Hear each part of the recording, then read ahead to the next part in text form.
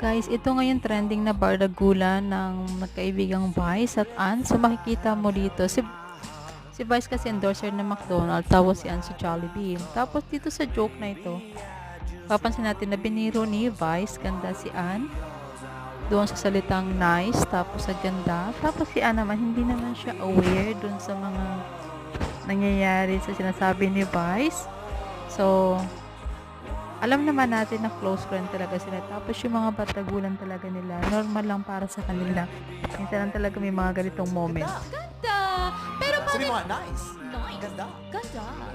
Ay, bad yun sa akin. Actually na na-realize ni Ann, pero guys, okay lang naman. Dahil makikita mo okay naman sila. Tapos pareho sila nag-sorry.